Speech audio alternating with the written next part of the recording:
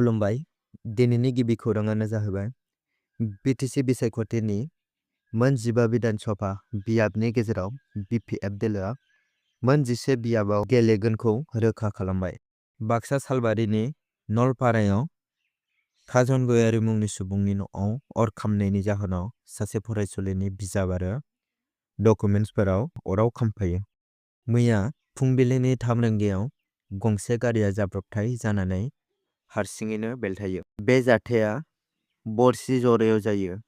मिथिनो मोननाय बायदिब्ला मोसौ सिखावआ मोसौ खावदोंमोन आरो जाब्रबथाय जानायाव सिखावफोरा खारो। काजिगाव पुलिस बिफाना जाथायनि सायाव नायबिजिरनाया गोख्रोङै सोलिगासिनो दं।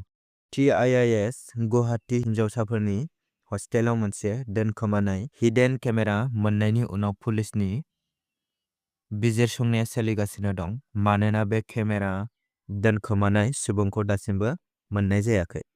मिथिनो मोननाय बायदिब्ला तामुलपुर जिल्लायाव गारनानै गालांनाय अन्थाव बाथाव उन्दै गथ'सा मोनदों। थांनाय 23 फेब्रुवारि खालि तामुलपुर जिल्लानि सिङाव थानाय दिउसुंगा ओनसोलाव सासे उन्दै गथ'साखौ गारनानै गालांनाय थासारियाव मोननो हादों।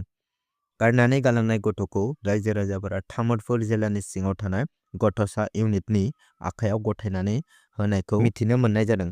दिल्लीनि मोनसे बिजिरसालिया जौनि केसआव गोग्लैनाय दिल्लीनि बारग' गिबि मन्थ्रि अरबिन्द केजरीवालखौ जेबो दाय गैया होननानै फोसावदों। बेबायदि फोसावनायनि उनाव कंग्रेस पार्टीआ थांनाय शुक्रबाराव बुङो दि बियो बिजेपिनि सिगांग्रो लानाय मावखान्थि गुजरात आरो पान्जाब बिसायख'थिखौ नोजोर होनानै आम आदमी पार्टी आरो गुबुन दोलोनि बेरेखा नोजोरा जोबगोन। दिल्लीनि मोनसे बिजिरसालिया केजरीवाल बारग' लेङाइ गिबि मन्थ्रि मनीष सिसोदिया आरो सा 21 गुबुन सुबुंफोरखौ रेहाय होनायनि उनाव बेरेखा दोलोआ बिजेपिआ आम आदमी पार्टीनि सायाव फिनजाथाय होदों। बे बेलायाव क्लीन चिट होनाय सुबुंफोरनि गेजेराव तेलेंगाना जनरुटिनि आफादगिरि के कविताबो दं। एपिडिसिएल कास्टमारफोरनि थाखाय मोनसे जर'खा खौरां। एपिडिसिएलनि अनलाइन सिबिथाया 36 घन्टानि थाखाय बन्द थागोन। एपिडिसिएलआ कास्टमारफोरखौ थोजासे रां लाखिनो खावलायदों। एपिडिसिएलनि अनलाइन सिबिथाया 28 फेब्रुवारिनि 9 रिंगानिफ्राय 2 मार्चनि 9 रिंगासिम बन्द थागोन आरो बे समाव प्रिपेइड रिचार्जखौ थाबैनो खालामना लानो खावलायदों मानोना जाय बिथांमोननि रिचार्जआ जोबनो गोनां दं बिथांमोनखौ थाबैनो सोनानै लानो खावलायदों। सिलचर श्रीभूमि पुलिसआ आयेन बेरेखायै फेग्रा मुवानि हेंथायै गोख्रों राहा लानायखौ सोलिहोबाय थादों। थांनाय शुक्रबाराव पुलिसआ पाथरकान्दी ओनसोलनि अलीगुल गामिनि ड्राग्स माफिया कबीर उद्दीननि न'निफ्राय गोबां बिबांनि आयेन बेरेखा याबा टेब्लेटफोर मोननो हादों। हमनो हानाय टेब्लेटफोरनि बेसेना 5 कौटि रांनि जागोन होनना मिथिनो मोननाय जादों।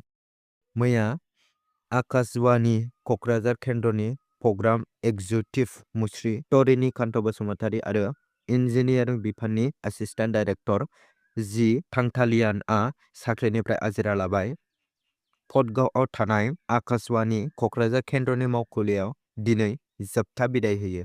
मोसामु फोरोंगिरि अस्ताद धीरेन रामसियारिआ किडनीनि बेरामाव गोग्लैनानै दं। बिथाङा दा डक्टर रबि बर' सिभिल फाहामसालियाव फाहामथाय लागासिनो दं।